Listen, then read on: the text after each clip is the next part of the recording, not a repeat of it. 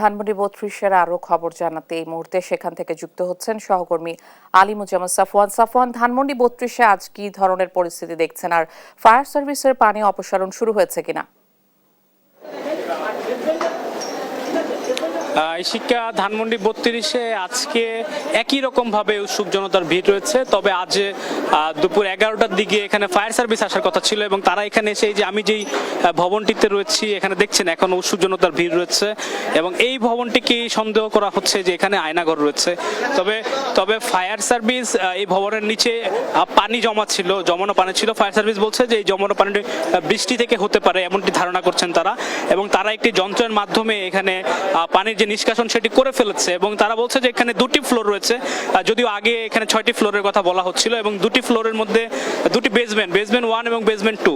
তো বেসমেন্ট 2তে যে পানিগুলো জমা ছিল সেটি আসলে ফায়ার সার্ভিস নিষ্কাশিত করেছে এবং তারা বলছে যে এই জায়গাটি লিফটের জন্য করা হয়েছে বলে বলছে। তবে যদিও আনুষ্ঠানিকভাবে ফায়ার সার্ভিস সংবাদ মাধ্যমে কোনো কথা বলেনি, তারা এখানে এসেছিল কয়েকজন, তারা পানি নিষ্কাশনের কাজটি করে এই জায়গাটি যেটি দেখতে পাচ্ছেন এটি সন্দেহজনক করা জায়গা হিসাবে ধরা হয়েছিল যে এখানে হয়তো আয়নাঘর থাকতে পারে এমনটি ধারণা করছিল সবাই। এবং ফায়ার সার্ভিস ইতিমধ্যে কিন্তু চলে গিয়েছে এখান থেকে। তাদের ঊর্ধ্বতন কর্তৃপক্ষ হয়তো আনুষ্ঠানিকভাবে আমাদেরকে জানাবেন হয়তো এখানে কিছু পাওয়া গেছে কিনা। এবং লোকজন অনেক ধরনের কথা বলছে, কেউ বলছেন এখানে হাড় পাওয়া গেছে, কেউ বলছে রক্তমাখা জামা কাপড়, অনেক কিছুই তারা বলছেন। তবে ফায়ার সার্ভিসের পক্ষ থেকে এখনো আনুষ্ঠানিকভাবে আমাদের কিছু জানানো হয়নি। এখানে দেখতে পাচ্ছেন যে উৎসুক জনতার ব্যাপক ভিড় রয়েছে।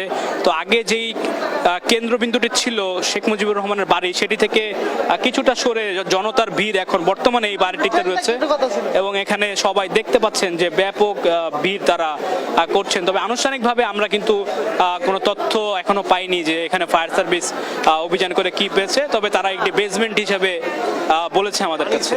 তো আমার কাছে এই ছিল ধানমন্ডির ৩২ থেকে সর্বশেষ খবর। ঋষিকা। সাফওয়ান, অনেক ধন্যবাদ আপনাকে।